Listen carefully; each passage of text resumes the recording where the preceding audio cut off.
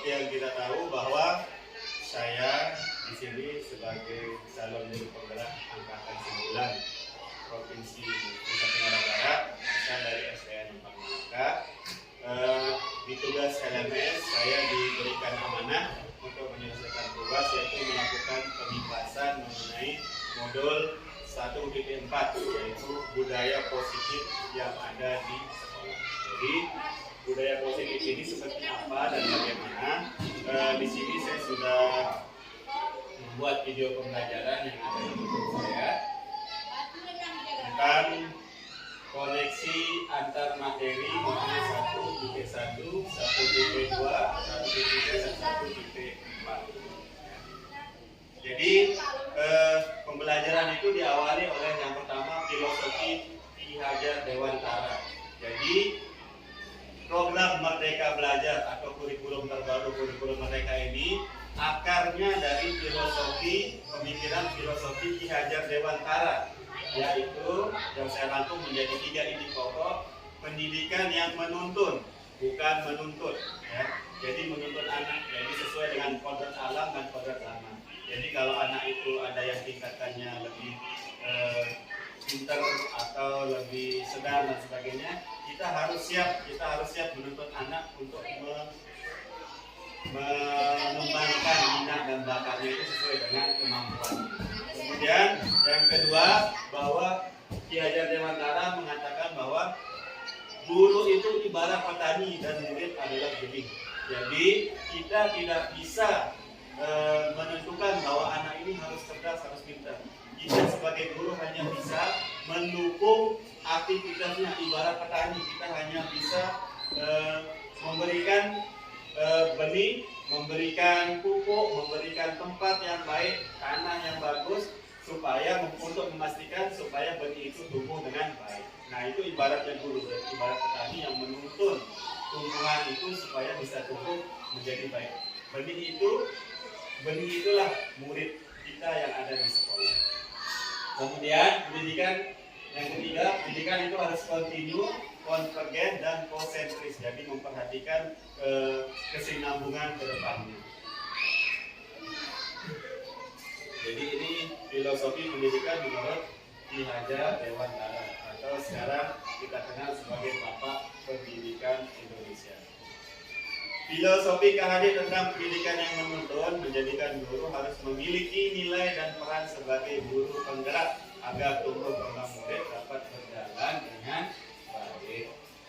Nah, apa saja nilai dan peran seorang guru penggerak? Nilai yang pertama yaitu mandiri.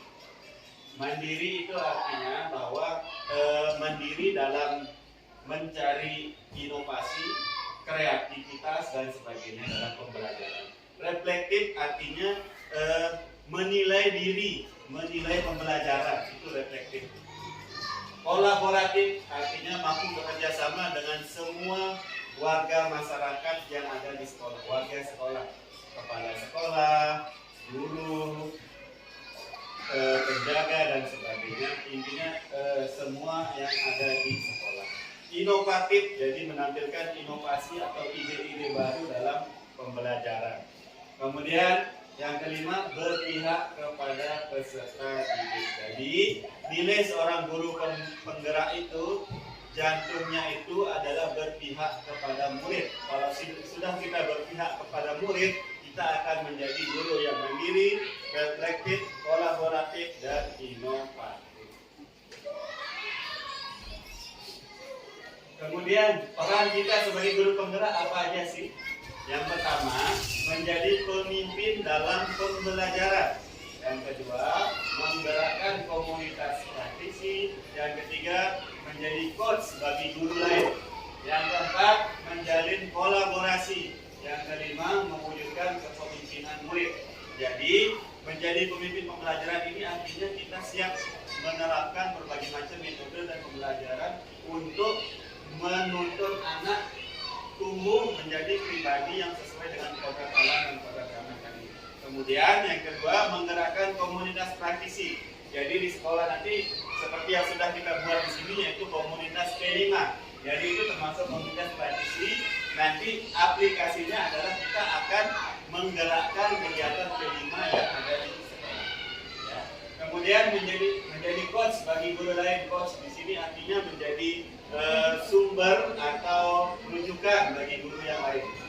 Membagi sharing ilmu, sharing pengetahuan dan lain sebagainya. Itu menjadi coach, peran sebagai coach. Menjalin kolaborasi artinya menjalin kerjasama yang baik, relasi yang baik dengan semua warga sekolah, dengan kepala sekolah, guru dan rekan sejawat maupun dengan anak murid kita.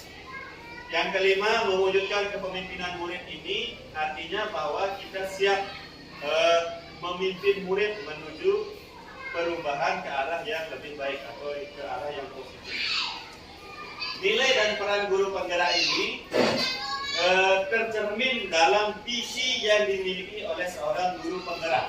Jadi visi saya seperti yang saya pernah jabarkan bahwa ingin, karena latar belakangnya bahwa ada perasaan saya bahwa anak-anak ini akhlaknya sudah mulai tergerus zaman, karena perkembangan zaman akhirnya akhlak anak-anak itu mulai, sikapnya itu terhadap guru ataupun orang dewasa itu sudah mulai berubah. Maka yang pertama saya mau perbaiki adalah akhlak mulia. Yang pertama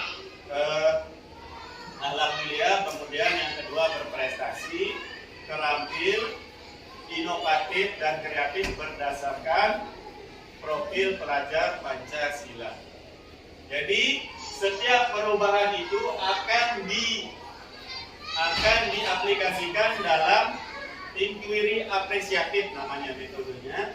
Inquiry apresiatif ini berbasis kekuatan. Jadi kita berbasisnya adalah kekuatan, jadi bukan kelemahan. Jadi kekuatan teman-teman itu kita kumpulkan. Si A kuatnya di sini, kerja A, misalnya dia rajin menanam tanaman, si B rajin bersih-bersih. Nah, itu namanya basisnya kekuatan. Kekuatan itu nanti kita satukan, kita akan jadikan sebagai kekuatan organisasi yang akan kita lakukan melalui metode inquiry apresiatif yang berbasis kekuatan melalui tahapan Bagja namanya.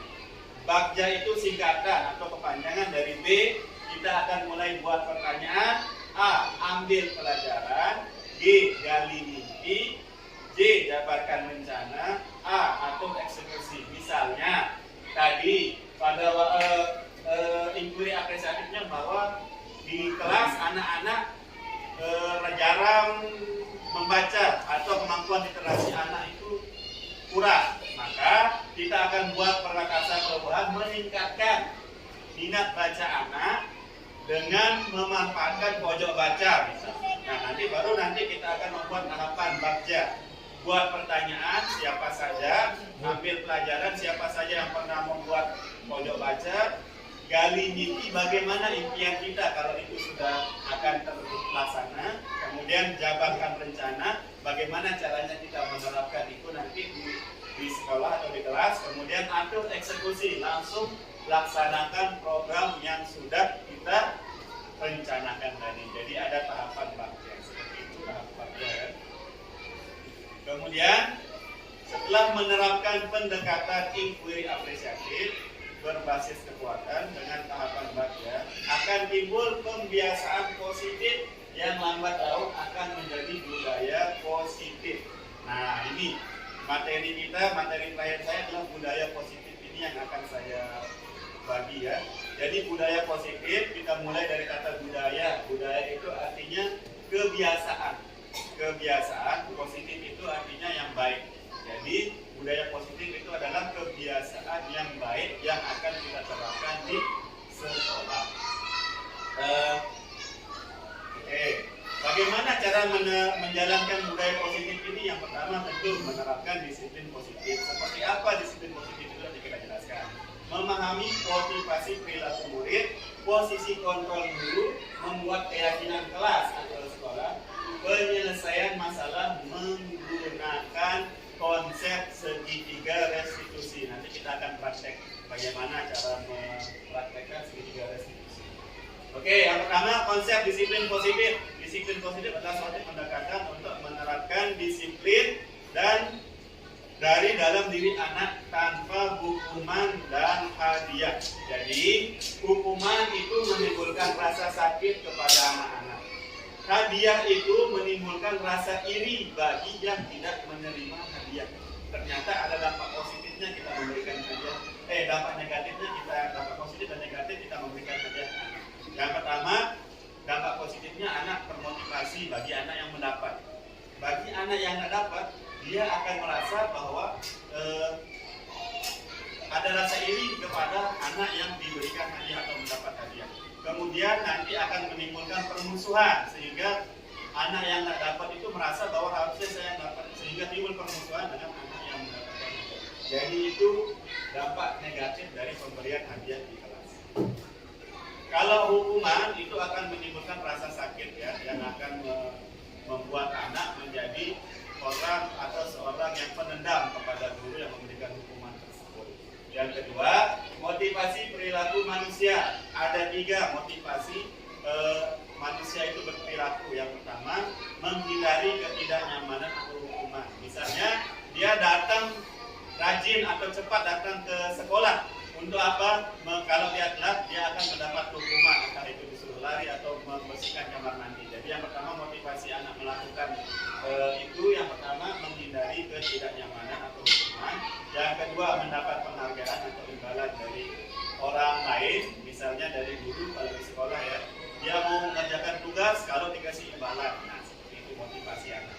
Kemudian yang ketiga, untuk kalau yang ini motivasi dari dalam diri, yaitu untuk menjadi orang yang mereka inginkan dan menghargai diri dengan nilai-nilai kebajikan yang dia yakini.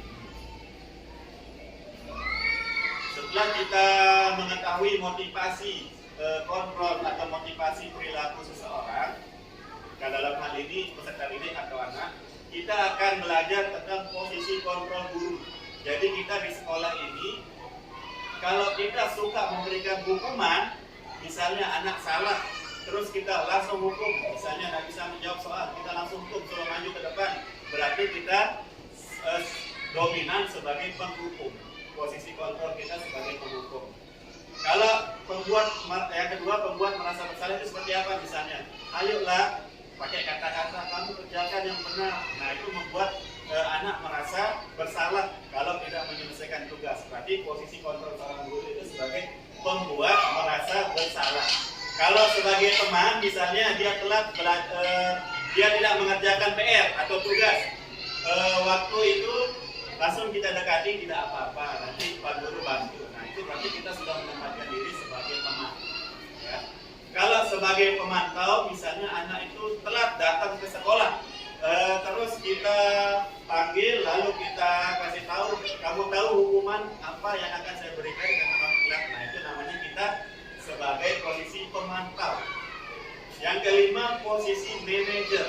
Posisi manajer ini artinya menanyakan anak kenapa dia telat dan apa yang kesalahan yang sudah dilakukan, apa yang dia bisa lakukan untuk memperbaiki kesalahan tersebut. Misalnya anak itu telat, kita panggil, kita tanyain kenapa dia telat sekolah, kemudian misalnya jawabannya karena saya telat bangun. Kalau seperti itu, bagaimana caranya supaya kamu tidak telat lagi sekolah? Menyalakan jam waker atau menyuruh ibu membangunkan itu lebih pagi. Nah, itu berarti kita sudah menempatkan diri posisi kita sebagai seorang manajer. Jadi itu contoh-contoh posisi kita. Saya yakin Bapak Ibu sekarang posisi kita dominan sebagai penghukum, ya, sebagai penghukum. Karena kalau anak salah biasanya kita langsung kasih sanksi. Anak nggak bisa menyelesaikan tugasnya, kasih sanksi. Nggak mengerjakan PR-nya, suruh lari ke lapangan, suruh membersihkan kamar mandi dan sebagainya. Seperti itu ya. Yang dominan kita, guru, posisi kita yang dominan itu seharusnya, sebaiknya kita menempatkan diri sebagai manajer. Baik. Itu tadi posisi kontrol kita sebagai seorang guru. Kemudian tujuan akhir dari 5 posisi kontrol seorang guru tadi adalah mencapai posisi manajer. Jadi jika menjadi manajer, guru dapat membimbing murid menjadi pribadi yang mandiri, merdeka dan bertanggung jawab atas segala perilaku dan sikapnya, yang pada akhirnya menciptakan lingkungan yang positif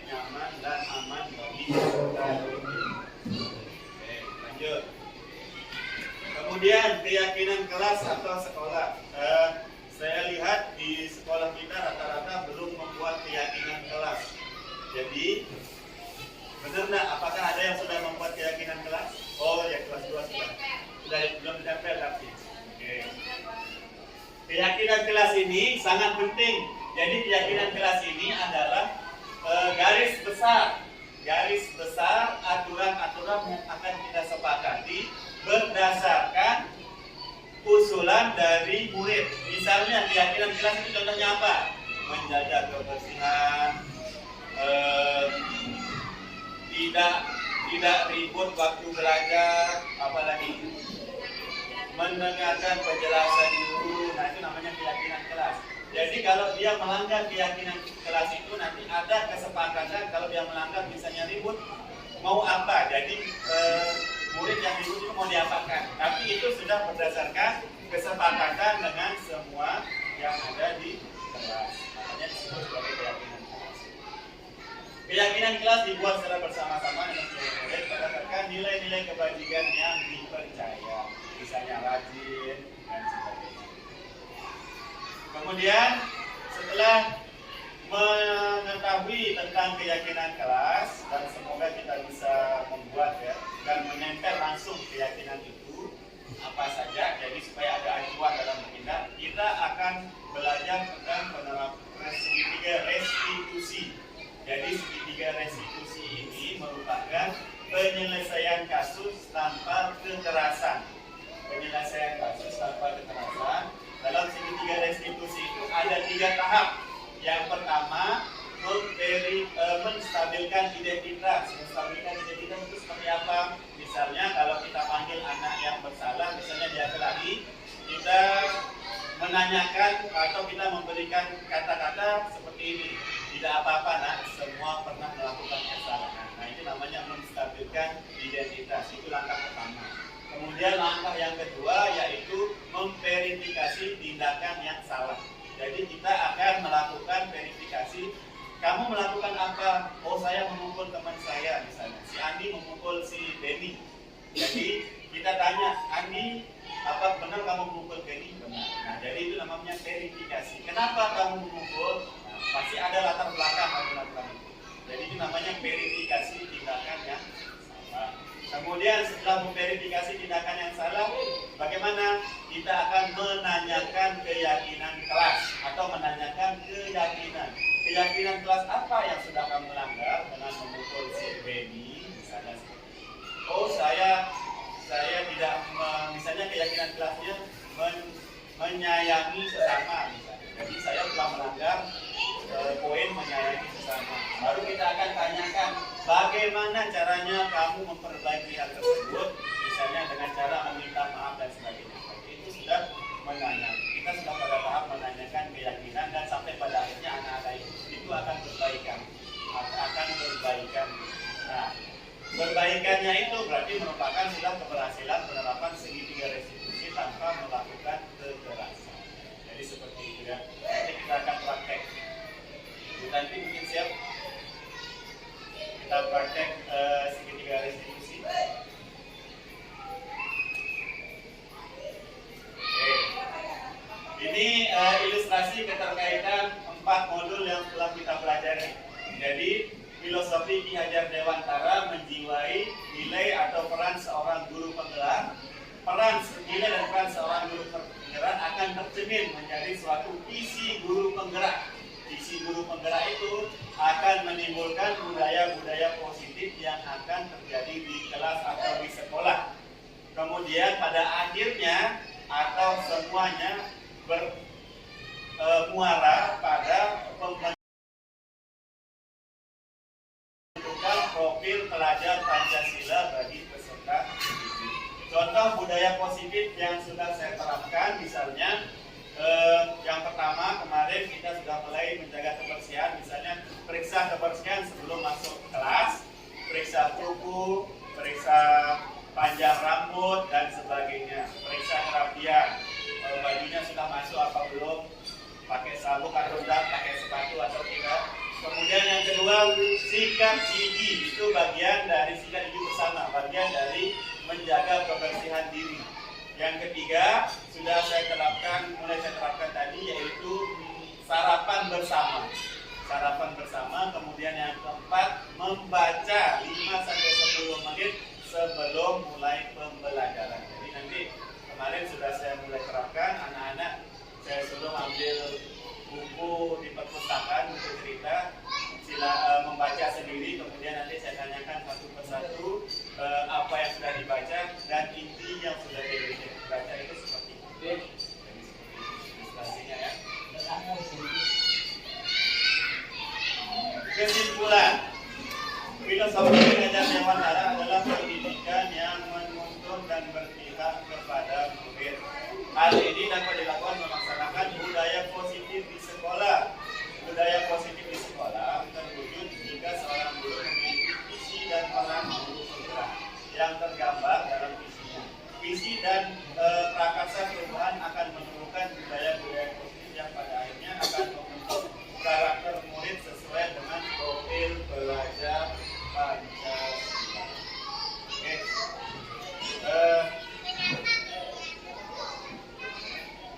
SMP apa SD?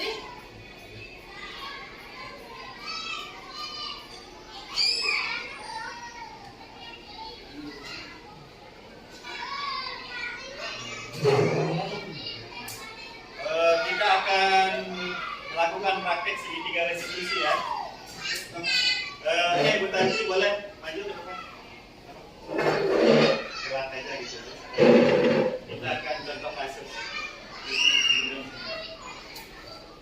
Kasus penyelesaian segitiga restitusi. Oke, ya. Jadi kita seperti yang saya jelaskan tadi bahwa penyelesaian kasus dalam segitiga restitusi itu dibagi 3. Yang pertama, validasi tindakan yang salah. Kemudian yang kedua, identitas, validasi tindakan yang salah dan menanyakan keyakinan. Oke, kita mulai ya. Yang oke,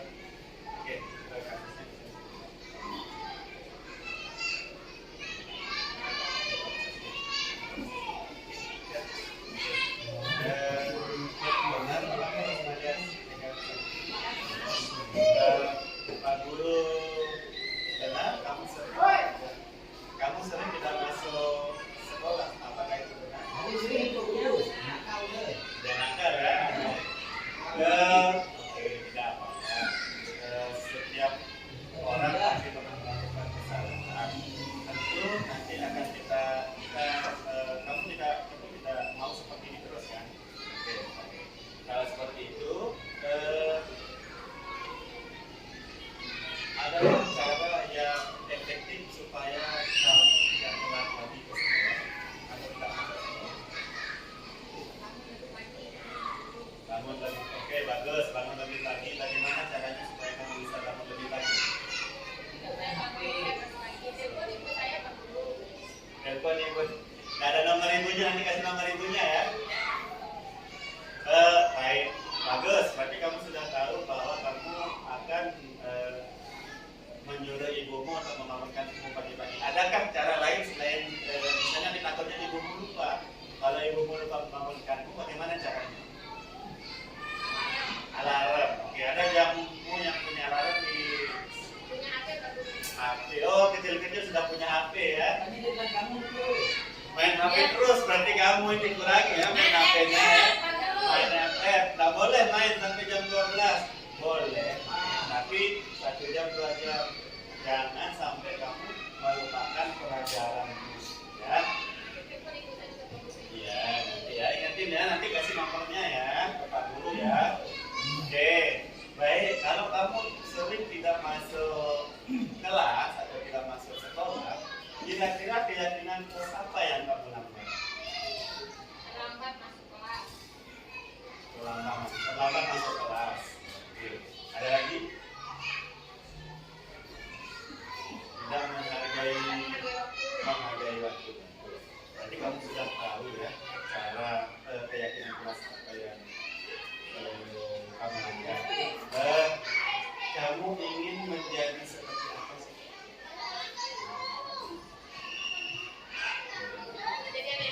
Menjadi anak yang rajin. Berarti kalau kamu mau menjadi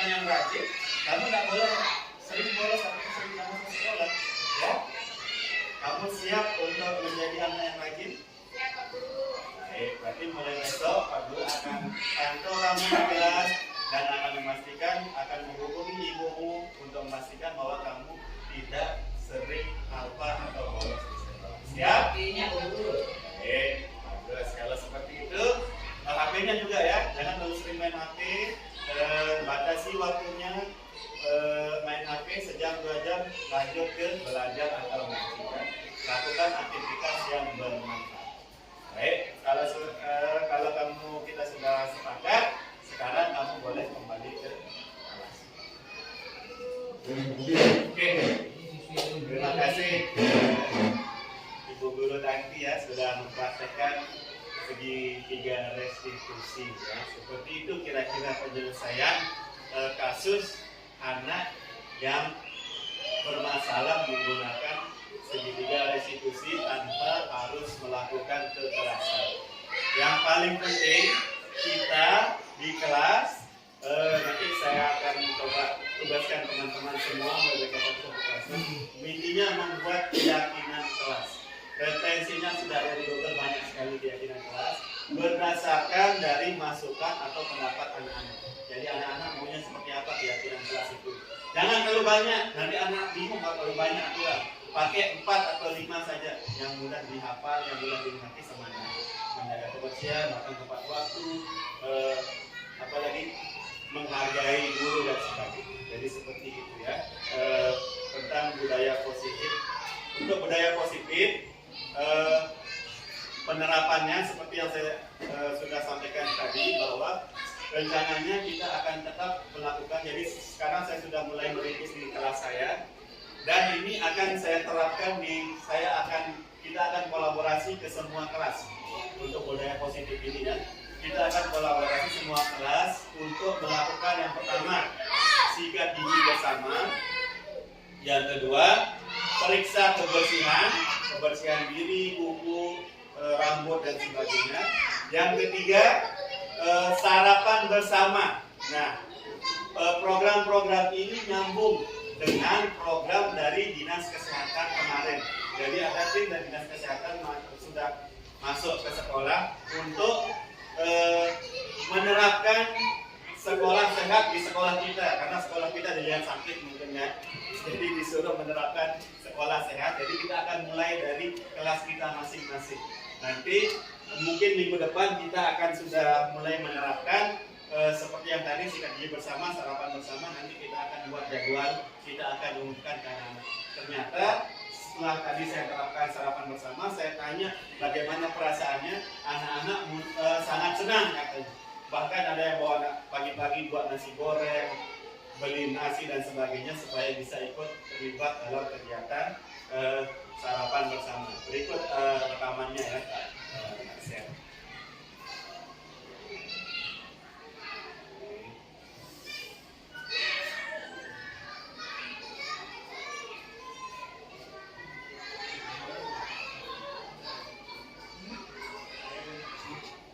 Nah, ini kegiatan baca 5-10 menit sebelum pelajaran dimulai. Jadi anak-anak baca untuk meningkatkan literasi. Termasuk kita juga salah satu lemah kita di rapat pendidikan kemarin juga literasi. Jadi saya coba menerapkan literasi untuk anak-anak sebelum mulai pembelajaran. Kemudian ini komunitas praktisi. Jadi komunitas praktisi yang sudah kemarin kita buat, komunitas P5 yang ada di sekolah. Saya sasar yang pertama yang sudah menerapkan kurikulum merdeka dulu. Karena P5 ini menyangkut dengan kurikulum merdeka. Yang sudah menerapkan kurikulum merdeka. Dan ini adalah rancangan hasil dari kesepakatan komunitas praktisi kemarin, yaitu akan mengambil tema untuk semester 1 ini tentang kehidupan yang berkelanjutan. Materinya tentang apotek hidup. Jadi nanti kita akan menanam tanaman-tanaman apotek hidup di depan taman kelas masing-masing. Itu rancangan yang sudah kita sepakati.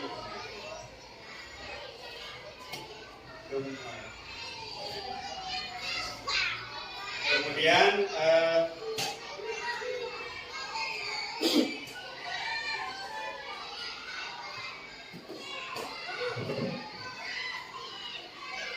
Yang ini tadi kegiatan sarapan bersama, bisa dilihat. Sarapan bersama. Bahkan gurunya juga ikut tadi sarapan ini bersama-sama untuk menjaga kekompakan ya. Ternyata anak-anak antusias, sangat senang ya. Tanya perasaan ini. Jadi ini adalah contoh budaya positif untuk menjaga kesehatan anak. Jadi anak terbiasa mengisi tenaga sehingga dia siap untuk menerima pelajaran di sekolah. Demikian pengimbasan materi budaya positif dari saya. Semoga ada manfaatnya dan rencana-rencana perubahan yang kita lakukan atau yang saya prakarsai di sekolah ini bisa kita laksanakan setahap demi setahap secara konsisten. Itu yang paling penting, kita konsisten. Jangan sampai seminggu, 2 minggu kita laksanakan, sebulan, 2 bulan kemudian kita lupa. Ya, hangat-hangat kayak ayam. Nah, nanti kita jadwalkan mungkin sekali seminggu atau 2 kali seminggu. Sama kayak kalau makan harus setiap hari, nggak bisa nggak makan. Setiap hari. Ya, untuk sikat gigi bersamanya nanti mungkin juga 2 kali seminggu atau sekali seminggu hari Senin saja. Anak-anak kita suruh bawa sikat dan bawa odol dari rumah. Nanti kita langsung terapkan di lapangan, semua berbaris atau berdasarkan kelas masing-masing sikat gigi bersama. Boleh hari Selasa. Boleh hari Selasa. Betul. Kemarin di kelas saya seperti itu. Bagi yang tidak punya, baru kita usahakan. Bukan yang benar-benar tidak punya. Jadi kita nanti kasih tahu. Kalau yang nggak bawa nanti mungkin pinjam sikat temannya mungkin ya. Ada yang kemarin seperti itu. Ya itu solusi. Biar dia bawa maksudnya. Intinya kita ingatkan, kalau kita ingatkan kayaknya masih bawa ya. Itu sikat gigi bersama dan sarapan bersama. Kemudian yang ketiga tentang apa tadi? Periksa kebersihan. Nah itu nanti bisa dilakukan di kelasnya masing-masing. Nanti rencananya akan saya sediakan foto buku sekitar 5 di sini. Jadi anak-anak nanti kalau sudah terbiasa kita periksa kebersihannya, dia akan berusaha untuk memotong bukunya kalau dia panjang tanpa kita suruh. Nah itu maksudnya biar budaya positif itu kita tanpa kita suruh anak-anak akan melaksanakan budaya positif itu karena dia sudah terbiasa. Seperti itu. Demikian kurang lebihnya saya mohon maaf. Terima kasih atas partisipasinya. Semoga ada manfaatnya. Wabillahi taufiq wal hidayah. Wassalamualaikum warahmatullahi wabarakatuh. Nah, kayaknya seperti ini guys kasih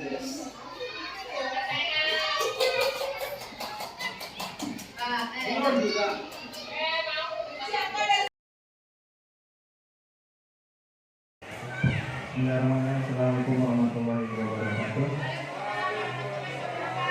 Baik, terima kasih atas kesempatannya.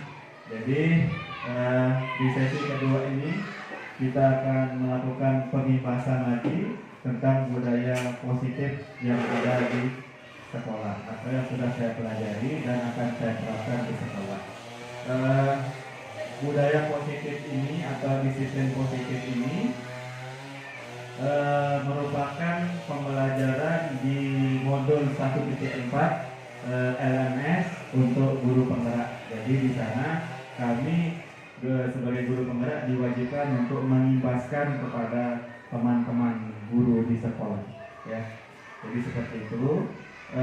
Untuk yang sesi kedua ini kita akan fokus pertama kepada modul 1.4. Kita akan ulang sedikit, kemudian nanti kita akan perbanyak menonton video atau cara penerapan kasus, bagaimana menerapkan posisi kontrol seorang guru, seperti yang pernah saya jelaskan kemarin bahwa posisi kontrol seorang guru itu sebagai penghukum, sebagai teman, pembuat merasa bersalah, dan yang terakhir itu posisi sebagai manajer. Nanti saya akan jelaskan ulang. Kemudian video tentang penerapan segitiga restitusi dalam penyelesaian masalah. Jadi segitiga restitusi dilakukan untuk mendisiplinkan siswa atau menyelesaikan permasalahan siswa tanpa harus melalui kekerasan. Ya, kemarin juga sudah kita melakukan praktek. Sekarang kita akan melihat bagaimana sih video penerapannya di sekolah kira-kira seperti apa. Oke, yang pertama kita akan mulai dari makna disiplin dulu untuk mengingat-ingat ya. Apa itu disiplin? Jadi disiplin itu berasal dari bahasa Latin disciplina yang artinya belajar. Jadi disiplin ini membuat orang menggali potensi menuju sebuah tujuan apa yang dia hargai. Jadi kesadaran diri sendiri. Namun dalam budaya kita kata disiplin itu telah berubah menjadi sesuatu yang dilakukan seseorang pada orang lain untuk mendapatkan kepatuhan. Jadi disalahnya, miskonsepsinya di sana. Kecenderungan umum adalah menghubungkan kata disiplin dengan ketidaknyamanan, bukan dengan apa yang kita hargai atau pencapaian suatu tujuan mulia. Disiplin adalah kemampuan memerintah diri sendiri. Jadi itu poinnya ya, bukan diperintah oleh orang lain, tapi kemampuan memerintah diri sendiri dalam mengontrol dan menguasai diri untuk memilih tindakan yang mengacu pada nilai-nilai yang kita hargai dengan penuh tanggung jawab tanpa terperintah orang lain.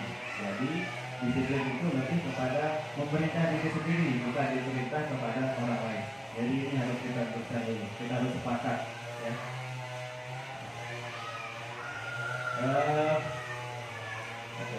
Maksud dari nilai-nilai yang kita hargai yaitu adalah nilai-nilai kebajikan atau nilai-nilai positif yang ada di individu, misalnya beriman, mandiri, bernalar kritis, berbineka global, bergotong royong, dan kreatif. Ini sesuai dengan profil pelajar Pancasila. Jadi tujuan akhirnya itu sebenarnya pelatihan guru penggerak ini adalah membentuk murid atau peserta didik itu menjadi sesuai dengan profil pelajar Pancasila.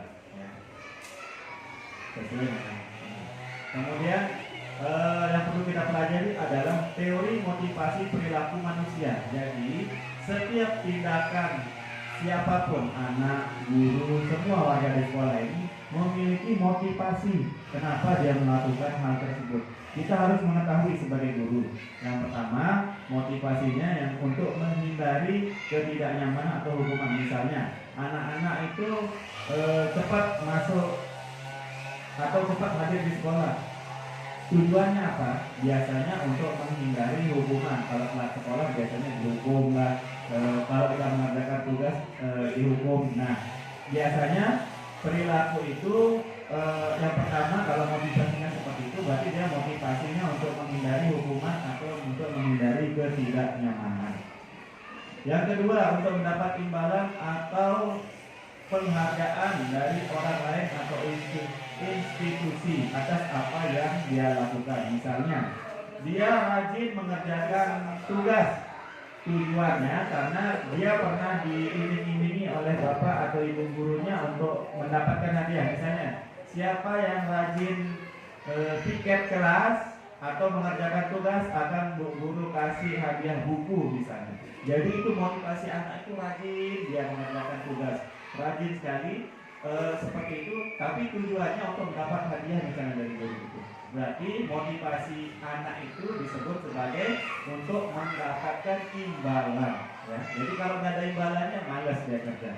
Jadi negatifnya seperti itu. Kalau nggak ada imbalannya, malas dia ngerjain tugas, malas dia rajin ke sekolah. Nah itu sisi negatif dari pemberian imbalan. Selain itu, memberikan imbalan ini juga ada sisi negatifnya. Selain tadi malas mengerjakan kalau ada hadiah, juga akan membuat si anak itu menjadi dibenci oleh temannya yang lain yang tidak mendapat hadiah, ya, menyebabkan iri hati. Ya. Ini motivasi termasuk motivasi eksternal. Jadi motivasi yang pertama ketidaknyamanan atau menghindari hukuman. Yang kedua untuk mendapat hadiah itu adalah motivasi eksternal, motivasi dari luar diri anak tersebut atau dari luar diri individu. Yang ketiga motivasinya untuk menghargai diri sendiri. Kalau menghargai diri sendiri ini artinya dia melakukan sesuatu, misalnya mengerjakan tugas tanpa perlu disuruh. Dia sadar bahwa itu kewajiban yang harus dia laksanakan. Jadi itu motivasi internal, motivasi dari dalam diri anak atau individu. Nah, ini adalah tujuan kita belajar budaya positif ini supaya anak-anak itu sadar bahwa dia melakukan motivasi sesuatu pekerjaan itu dari dalam dirinya atau internal dirinya untuk mengubah dirinya. Ya, saya akan menjadi orang yang seperti apa bila saya melakukan ini. Bila saya rajin mengerjakan tugas, saya akan menjadi seperti apa. Jadi motivasi internalnya. Jadi bukan motivasi eksternal dari orang lain. Ini kesadaran diri dari individu tersebut. Ya, jadi itu motivasi perilaku manusia. Kemudian, nah ini kebutuhan dasar. Kita harus mengetahui kebutuhan dasar anak atau manusia itu. Ya, kebutuhan dasar manusia itu ada 5. Yang pertama, survival atau bertahan hidup. Yang kedua, penguasaan, merasa berkuasa. Yang ketiga, kebebasan. Yang keempat, kesenangan. Yang kelima, kasih sayang atau diterima. Jadi, misalnya anak tersebut mengganggu temannya atau mengambil uang temannya, kita akan tanya kepada anak tersebut, kenapa kamu melakukan itu? Untuk senang-senang, Pak Guru misalnya, dia bilang seperti itu. Berarti itu dia ingin kebebasan. Berarti dia kebutuhan dasar yang ingin dia penuhi, kebebasan. Kalau dia bilang supaya saya diperhatikan, berarti dia butuh kasih sayang. Atau misalnya kalau dia atau perhatian, ya, perhatian dan kasih sayang. Kalau dia bilang untuk saya makan Pak Guru karena saya tidak dikasih bekal sama ibu atau bapak saya di rumah, berarti kebutuhan yang coba dia penuhi adalah survival atau bertahan hidup. Ya, jadi tergantung jawaban dari anak tersebut. Ternyata beda kalimatnya, beda kebutuhan yang dia perlukan atau dia penuhi. Jadi seperti itu. Kalau berbohong kemungkinan dia kebebasan, ya, kebebasan kalau dia berbohong. Kalau misalnya dia bilang, saya senang melihat dia menangis saat saya ambil uangnya, saya lihat dia menangis, saya senang. Berarti ada unsur kesenangan yang dia mau penuhi. Ya, seperti itu. Jadi tergantung kalimat dari individu tersebut. Nah, ini penting kita ketahui kebutuhan dasar anak murid kita di sekolah juga. Begitupun dengan semua di rumah juga sama, baik pasangan, anak dan sebagainya. Anak itu nangis karena apa yang dia mau penuhi. Misalnya dia mau mainan yang dia senangi, berarti dia butuh kebutuhan dasar yang mau dia penuhi adalah kesenangan. Dia nangis karena ingin dilihat sama bapak ibunya, misalnya dia sibuk aja like FB, like Facebook, ya. Sampai anaknya tidak dilihat, jadi dia tiba-tiba menangis. Padahal ini dia butuh perhatian atau kasih sayang. Berarti kebutuhan dasar yang coba dia penuhi adalah kasih sayang. Jadi seperti itu ya. Jadi ada 5 kebutuhan dasar: survival, penguasaan, atau survival itu bertahan hidup, penguasaan, merasa berkuasa, ditakuti, kebebasan, dia mau bebas, mau melakukan apapun. Yang ketiga, kesenangan, dia melakukannya cuma kata untuk senang-senang saja. Atau yang ketiga, yang terakhir, yang kelima, cinta, kasih atau rasa perhatian atau kasih sayang. Ya. Baik, kita sudah tahu kebutuhan dasar manusia ada 5 yang paling utama. Kemudian ini ada contoh, Ibu Ani, guru kelas 5 di SD Pelita Hati, sedang bingung menghadapi ulang salah satu murid di kelasnya, Agus. Ada namanya Agus kan ini Pak Guru. Beberapa anak telah datang dan mengeluh Agus yang seringkali meminta bekal makan siang mereka dengan paksa. Jika anak menghadapi situasi seperti Ibu Ani, apa yang akan Anda lakukan? Menurut Anda kira-kira apa alasannya? Nah, kira-kira kalau kita di posisinya Bu Ani nih, si Agus ini suka minta makanan teman-temannya. dengan paksa. Kira-kira apa yang akan kita lakukan? Ditanya dulu. Betul. Iya, dia kenapa melakukan hal tersebut? Betul. Setelah itu baru kita tahu. Setelah dia menjawab, baru kita bisa menggolongkan kebutuhan apa yang coba dipenuhi sama si Agus ini. Apakah kebutuhan survival, freedom, penguasaan, kasih sayang, atau kesenangan? Coba kita lihat sekarang. Istilahnya dari studi kasus. Ya. Kira-kira menurut Bapak Ibu, Agus ini mau memenuhi kebutuhan apa sih? Karena saya belum bertemu dengan Agus, Pak, saya nggak bisa mengungkapkan. Oh, nggak bisa. Kira-kira aja ini, kira-kira aja. Bawahnya survival atau bertahan hidup. Covid, kalau Covid di mana? Kasih sayang, kebebasan, penguasaan. Ada clue Pak, kira-kira kalau jajan Agus sih ada nggak? Belum ini kita analisis aja dulu. Nanti ada lain. Dia Pak Agus ini kelas 5. Bu Ani ini gurunya. Si Agus ini suka minta bekal, bukan minta bekal atau apa? Ya seringkali dia minta makan ke temannya. Kira-kira kalau kita di posisinya Bu Ani, apa yang kita lakukan? Ya. Ya, Agus. Apa kira-kira alasan Agus ini kira-kira? Belum tahu. Oh. Oh gitu. Oke. Ya nggak tahu katanya saya gitu ya. Kasih makan. Oke bagus. Mungkin berarti Ibu Guru menganalisis bahwa kebutuhan survival bertahan hidup, makanya Agus melakukan itu. Berarti Bu Guru mengasih makan. Ya, ya memang harus enak. Semua harus enak. Oh gitu. Kalau saya nggak jadi nafsu makan ya. Oke kita lanjut. Oke, baik. Jadi coba kita analisis ya. Dalam konteks masalah yang tadi, disiplin positif ini, Ibu Ani sebaiknya mencari tahu alasan. Betul katanya Pak Arif tadi, kita cari tahu alasan dulu tindakan tersebut. Nah, apabila Agus menjawab karena ia lapar dan orang tuanya tidak membawakan bekal makan siang, itu dia berarti sedang memenuhi kebutuhan bertahan hidup atau survival. Kalau jawaban Agus dia bilang ia senang temannya jadi memperhatikan dia, berarti kebutuhannya adalah kasih sayang dan cinta. Ya, cinta maksud saya. Seperti saya, Pak. Butuh perhatian ya. Apabila jawaban Agus adalah dia merasa hebat karena temannya jadi takut dan menuruti keinginannya, berarti kebutuhan hidup yang Agus ingin penuhi adalah penguasaan, merasa ditakuti. Ya, jadi teman-temannya takut kepada dia. Kalau jawaban si Agus karena dia bilang dia merasa bosan dengan bekal yang dibawakan ibunya, berarti kebutuhan yang coba dipenuhi Agus adalah kebebasan. Dia ingin bebas ya atas pilihannya sendiri. Kemudian apabila jawaban Agus adalah karena iseng saja dan dia menikmati ekspresi wajah temannya yang kesal karena diambil makanannya, berarti kebutuhannya adalah kesenangan. Nah, sama kayak tadi Bu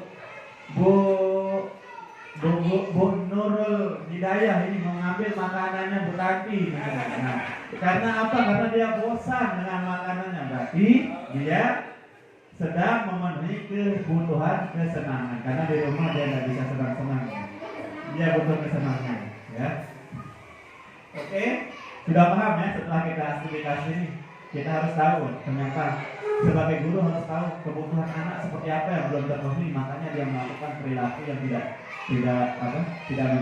perilaku yang tidak sesuai dengan kesepakatan kelas misalnya, seperti itu.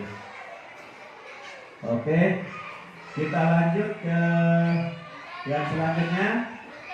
Sebentar dulu. Jadi seperti yang saya jelaskan kemarin bahwa posisi kontrol guru itu ada 5. Yang pertama sebagai penghukum, yang kedua pembuat merasa bersalah, yang ketiga sebagai teman, yang keempat sebagai pemantau, atau yang kelima sebagai manajer. Ya. Kita akan melihat video posisi kontrol kita seperti apa kira-kira. Ya. Coba. Jadi ada 5 ya, saya jelaskan ulang. Posisi kontrol guru itu yang pertama sebagai penghukum, yang kedua pembuat merasa bersalah, teman, pemantau, dan manajer. Jadi ada 5 ya posisi kontrol kita. Oke. Untuk lebih mengasah pemahaman kita sebagai posisi kontrol kita seperti apa, kita melihat video berikut ya.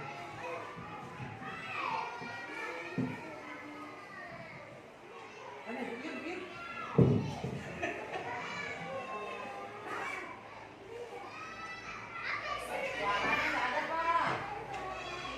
Saya nggak suka kalau nggak bersuara, Pak. Kamu deh, pasti terlambat.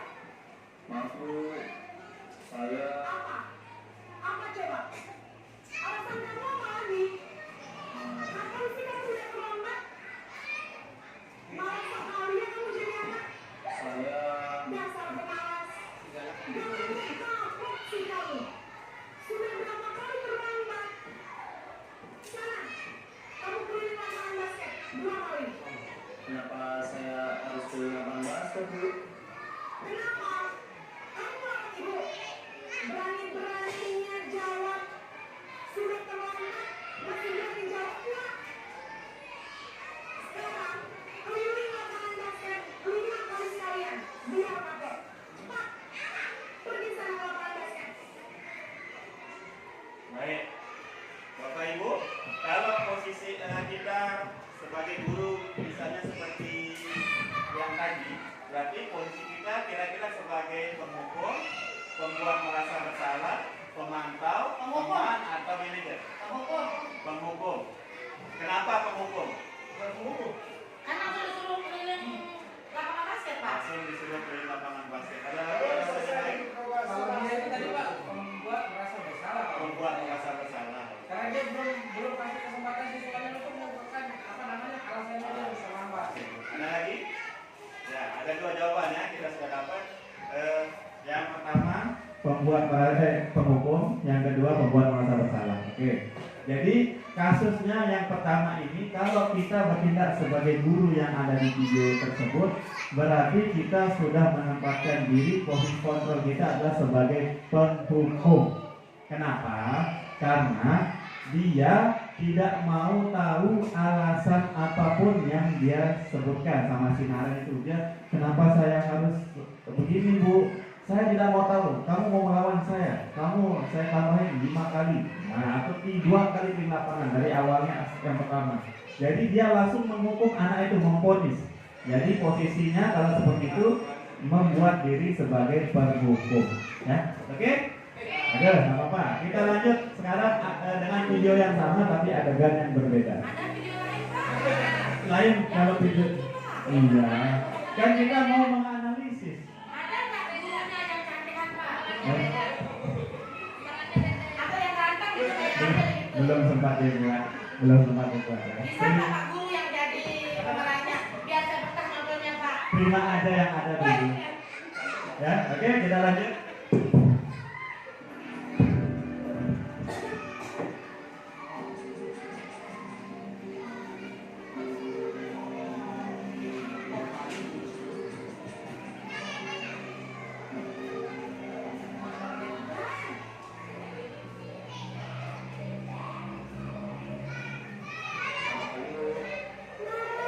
Naren, kamu kenapa terlambat lagi, Nak? Ya Tuhan, Naren. Kamu senang ya bikin ibu susah ya?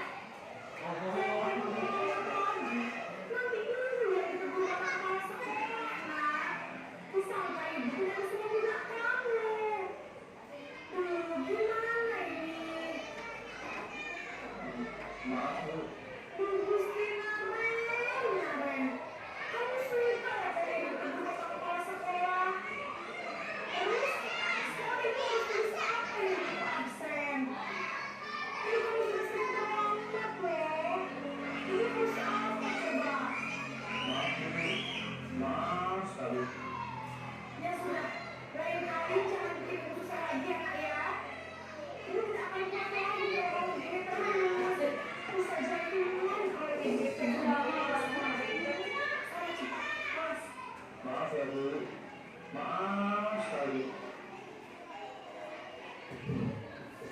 Baik, kalau jawabannya Ibu Guru tadi seperti tadi, pernyataan-pernyataannya, dia posisinya sebagai apa? Penghukum, pembuat merasa bersalah. Ini posisi kontrol, teman, pemantau, atau sebagai manajer. Teman. Ada lagi yang lain? Pembuat merasa bersalah. Pembuat merasa bersalah. Pembuat merasa bersalah. Oke.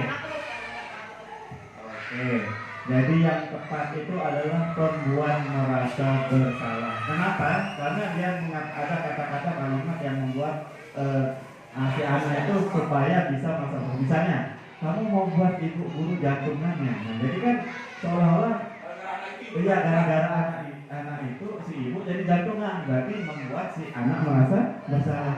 Saya mau bilang apa ke bapak kepala sekolah? Nah, itu juga membuat anak merasa bersalah, kata-kata tersebut ya. Jadi tergantung kalimatnya. Harus gitu ya Pak ya. Ya, harus bagaimana? Bentar dulu. Nanti kita lanjut ke video yang ketiga. Sabar. Pelan-pelan, pelan-pelan Ibu Naren, pelan-pelan. Putra, kamu jangan gitu. Guru harus ngomong apa sama Pak? Nah, kalau seperti itu berarti Ibu Guru Nurul sudah membuat si putra ini membuat merasa bersalah. Kalau posisi seperti itu. Kalau guru bilang ini, ini mana-mana. Berarti posisi kontrol Bu Guru Nurul adalah sebagai penghukum. Ya, sudah, dua. Ya, kita udah dapat ya. Oke, lanjut. Masih semangat? Oh, semangat. Oke, lanjut. Ini martabak.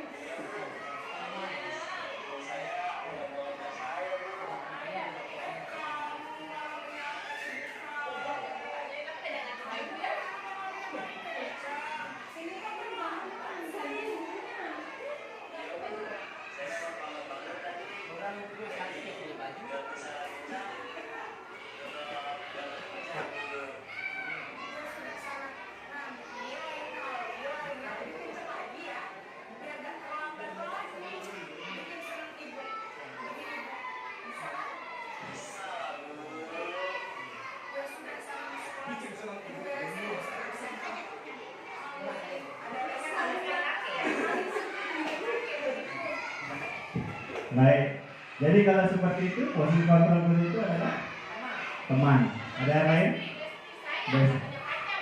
Teman. Teman tapi mesra DPR. Begini besok Pak, kalau ada ini murid saya yang sudah terlambat. Ih, kok gitu? Sayang, cepet-cepet datangnya sayang. Kamu kan mau jadi kesayangannya Bu Guru. Ya baik, jadi itu posisi contoh untuk membuat sebagai teman ya. Kalau seperti itu kita Bikin guru senang dan nggak suka sekolah. Besoknya bukan nggak masuk.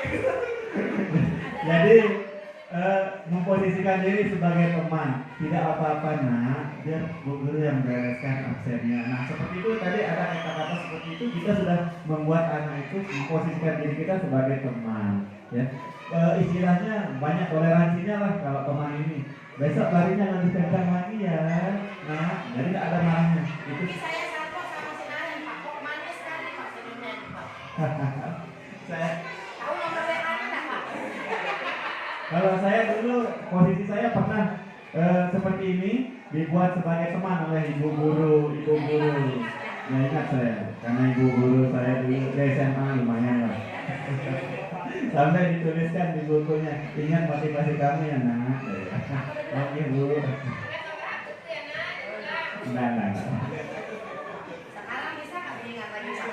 Nggak bisa, sudah masanya sudah habis. Oke kita lanjut ya. Video selanjutnya.